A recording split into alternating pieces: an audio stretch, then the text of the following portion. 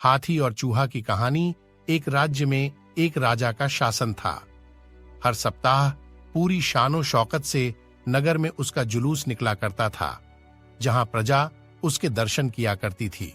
एक दिन एक नन्हा चूहा उसी राजमार्ग के किनारे किनारे कहीं जा रहा था, जहां राजा का जुलूस निकलने वाला था। वह चूहा था तो छोटा सा, मगर उसका घमंड बहुत बड़ा था और वह खुद को सर्वश्रेष्ठ और महान समझता था। इसलिए उसे भव्यता से सजाया गया था और उसकी शान भी देखते बनते थी। जुलूस में हाथी के साथ एक शाही बिल्ली और एक कुत्ता भी थे।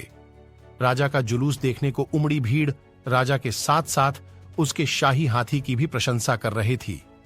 यह सुनकर घमंडी चूहे को बहुत बुरा लगा। वह हाथी को गौर से देखने लगा, फिर सोचने लगा, इसमें ऐसी क्या खास बात है जो मुझ में नहीं। मैं भी उस जैसा ही हूं।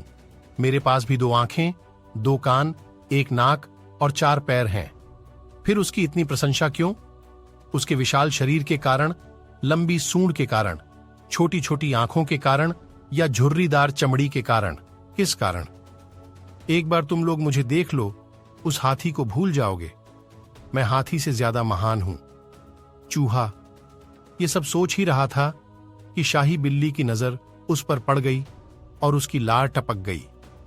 जुलूस छोड़ा, वह उसकी ओर लपकी। फिर क्या था? चूहा अपनी सारी महानता भूलकर दुम दबाकर भागा। भागते भागते वह हाथी के सामने आ गया। आगे बढ़ते हाथी ने उस पिद्दी से चूहे को देखा तक नहीं और अपना विशाल पैर उठा लिया।